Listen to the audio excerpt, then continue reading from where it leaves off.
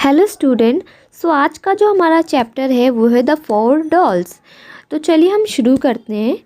A sage presented a princess with a set of 3 small doll. अब यहाँ पे जो सेक है वो कौन होता है?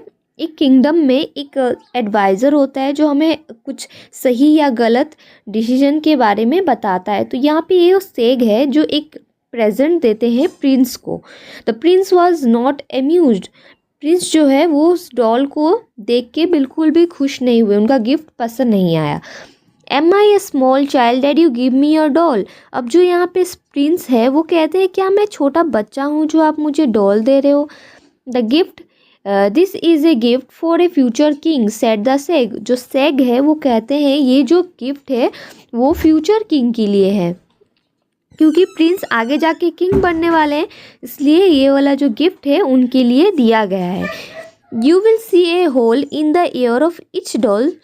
उन्होंने कहा कि तुम अगर ध्यान से देखोगे तो इस जो भी 3 डॉल है उनके कानों में एक होल है, एक छेद है।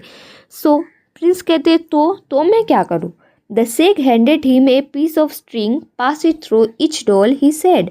उन्होंने कहा, मतलब उन्होंने एक धागा दिया और बोला कि इसके जो ईयर में होल है उसके थ्रू तुम इसको पास करो। Intrigued, the princess picked up the first doll and put the string into the ear. It came out from the other ear. जो प्रिंस है उसने भी सोचा कि हाँ ये कुछ इंटरेस्टिंग लग रहा है, तो चलो फर्स्ट वाला डॉल उठा लिया उन्होंने और जो उनके कानों में वो जो धागा था वो डाल दिया, और वो धागा कहाँ से बाहर आया? दूसरा कान से। So this is the one type of person said the सेग। तो सेग ने कहा कि ये एक वन टाइप का पर्सन होता है, मतलब एक तरीके का आदमी होता है। Whatever you tell him comes out from the other ears. जो तुम इसे कहोगे ये इसके दूसरे कान से बाहर आ जाएगा। He doesn't retain anything. जो इस टाइप का पर्सन होता है उसको कोई फ़र्क नहीं पड़ता कि हम उनसे क्या कह रहे हैं क्या नहीं कर रहे।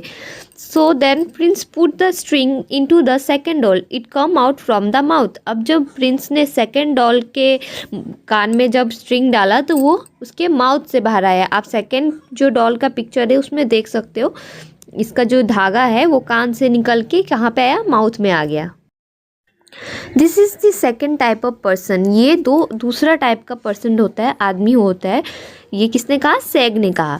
What ever you told him he tell everybody else. जो ये फर्स्ट टाइप का जो पर्सन होता है वो एक कान से सुन के दूसरा कान से बाहर निकाल देता है। जो सेकेंड टाइप का पर्सन होता है वो क्या करता है? वो whatever you tell him, जो भी हम उसे कहते हैं वो सबको बता देता है।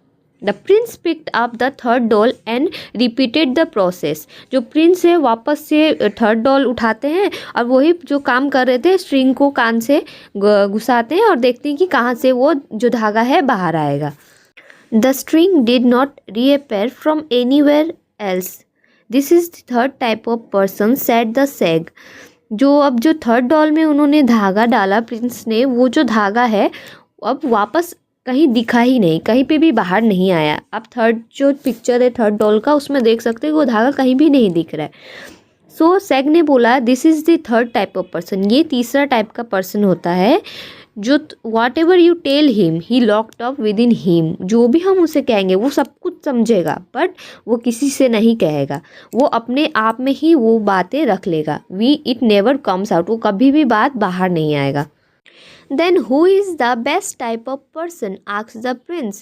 The sag handed him a 4 doll in answer. तो प्रिंस ने पूछा तो फिर इन सब में से बेस्ट पर्सन कौन सा होता है? तो जो सैग है उन्होंने 4 डॉल दिया उनके हाथ में। When the prince put the string into the doll, it came out from the other ears.